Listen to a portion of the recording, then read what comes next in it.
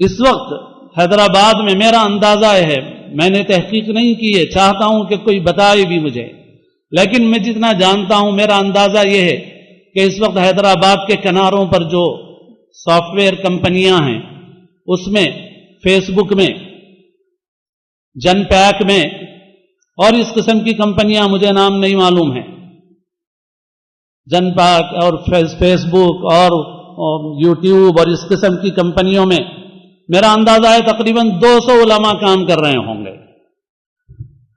میرا اندازہ ہے تقریباً 200 علماء ہوں گے جو ان کمپنیوں میں کام کر رہے ہیں. کیوں کر رہے ہیں؟ اس وجہ سے کہ 8 گھنٹے کی ڈیوٹی ہے، 50,000 روپے کی تنخواہ ملتی ہے، ضرورتیں پوری ہو جاتی ہیں، کسی سے بھیک مانگنا نہیں پڑتا. نقصان امت کا ہے، کیونکہ یہ وہ لوگ ہیں جن میں ٹیلنٹ تھا، جن میں صلاحیت تھی، اور ہو یہ رہا ہے کہ مدرسے سے پڑھنے کے بعد بھی جس کے اندر صلاحیت ہے وہ کسی کالج کا راستہ، کسی یونیورسٹی کا راستہ، کسی باہر کے ملک کا راستہ اور کسی ایسی کمپنی کا راستہ دیکھ لیتا ہے، اور جو کریم ہے مدرسوں سے نکلنے والا وہ چلا جاتا ہے. نقصان کسی کا نہیں ہوتا، جس کی صلاحیت ہوتی ہے وہ کہیں سے کما لیتا ہے. نقصان امت کا ہوتا ہے کہ اچھے افراد امت کو نہیں ملتے ہیں. اور صلاحیت کی قیمت ہوتی ہے. لوگوں نے مسجدوں میں بھی، اداروں میں بھی صلاحیت کے بجائے بس نوکر بنانے کی فکر کرتے ہیں. آج اس کا نتیجہ یہ ہے کہ اچھے افراد سے دینی میدان خالی ہو رہے ہیں، باصلاحیت لوگوں سے. بعض لوگ کہتے ہیں کہ میں مسجد کا 20 سال سے صدر ہوں، بہت بڑا نیکی کا کام کر رہا ہوں.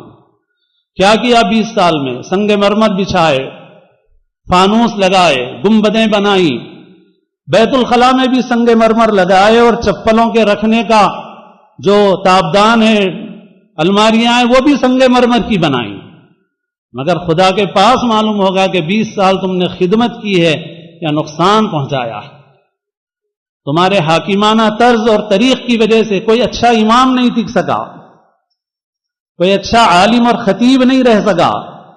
اللہ تعالیٰ فرمائیں گے کہ میری مسجد کی آبادی سنگ مرمر سے نہیں تھی، فانوس سے نہیں تھی، پی او پی سے نہیں تھی، قالین سے نہیں تھی، کارپیٹ سے نہیں تھی.